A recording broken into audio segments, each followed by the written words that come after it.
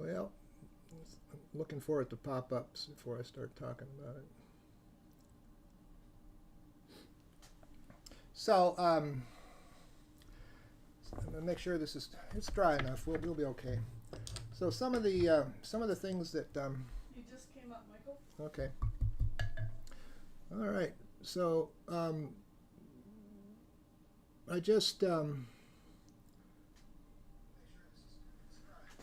came up on Facebook Live and YouTube with a little demonstration I'm doing as part of my Saturday afternoon, Saturday noon, high noon workshops that I'm doing, and I'm going to be doing. I've already done the wet and the wet sky and background, and now I'm going to start working on the rest of the buildings that are going to make this this scene.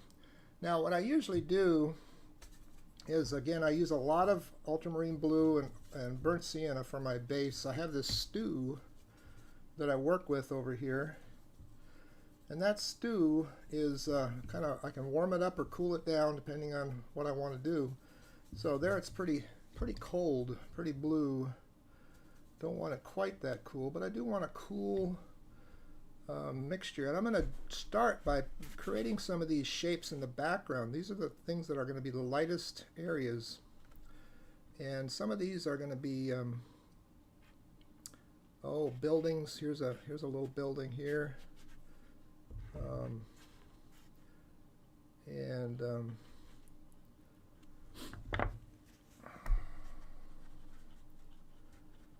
So I want to show these as a little bit of a silhouette in the distance. I don't want to have too much busyness back here. There's some trees, perhaps.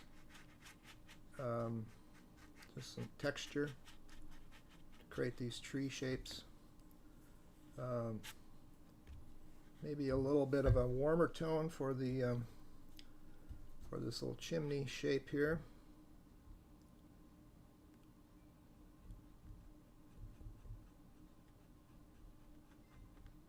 And there's some other things on this roof back here. This is a little fictional portion of this this painting that I added in to give a little interest to this distant area. Now, whether or not that stays exactly like that, we'll see. Right now, I kind of like it. I like the feel of it. Nice, cool, distant feel. There's going to be some telephone lines coming in across there in a little while. So,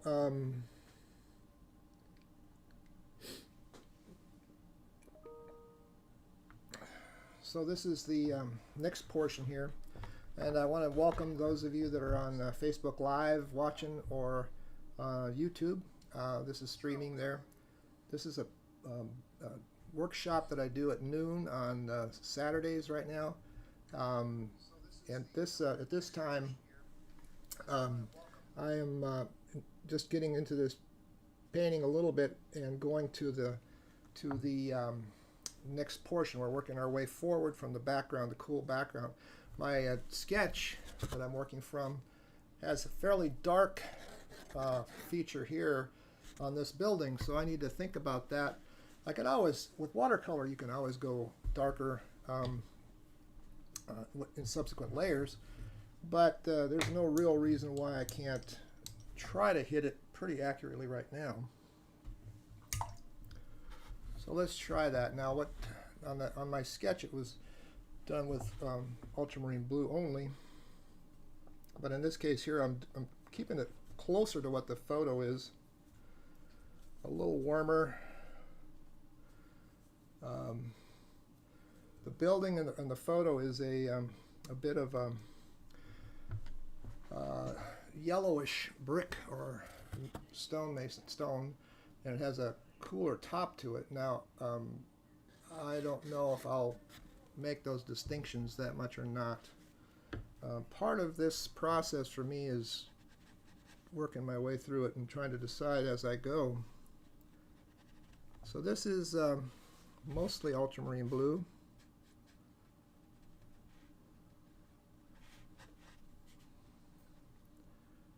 And get this shape a little bit nice here. and this shape. This is kind of a nice form up in here. A little water, just drag some of this down with some water. Don't need much more pigment there.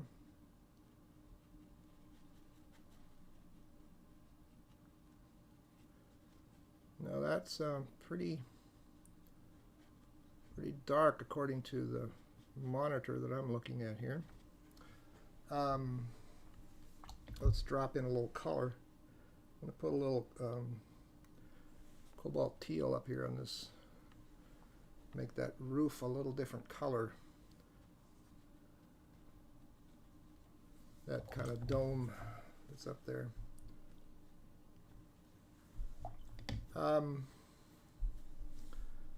And if you look at the, again, the photo shows a warmth in here, so I'm going to add a little raw sienna and try to, especially on this sunlit side here, this is all sunlit, although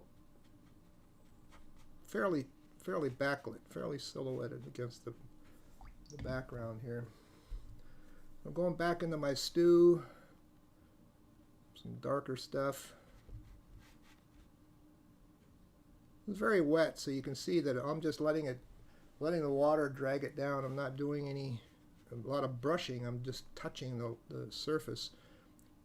One of my complaints, I guess, about my students a lot of times is they are tending to push the paint around too much and not let the water and the paper and the pigment do its own thing. Too much attempt to make this thing conform to your wishes, and it's better just let it do its thing. It has a sort of an independence, and if you are to find a successful way to paint, it oftentimes is going to be with less effort. You know, the point of, I think, of creating art is to develop your own shorthand, your own ability to create shapes and forms and color and images with less strokes and less involvement, less intensity of your own effort. So it's sort of a less is more, I guess. So here's, I don't know what's all here. I'm not worrying about the photograph and the structure of what's there. I'm really looking at the this particular form right here, this shape. I love shapes. I love painting with just concentrating on the shape that I'm interested in working with. Now I have a negative space here where the for this tree, there's a tree here, which in my first pass I put some greens in there. I'm going to take a brush and splatter some darks in here. Some of my same mixture of burnt sienna, ultramarine blue. Gives me a nice broken edge for that for these trees here, and it's some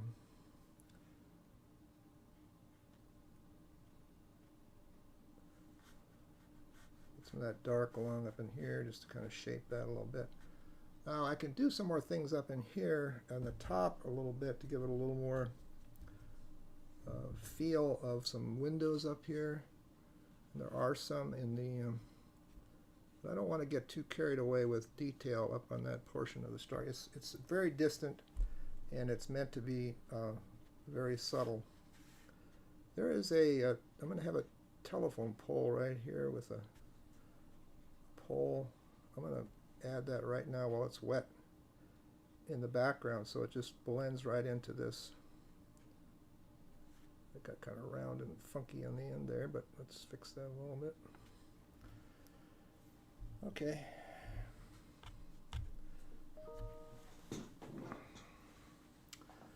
So that's the way this is going to work. Those of you that have been watching this little live stream, I'm going to close that up and But you're welcome to check out my website, michaelholter.com, and there may be some there will be some other workshops coming to your computer soon.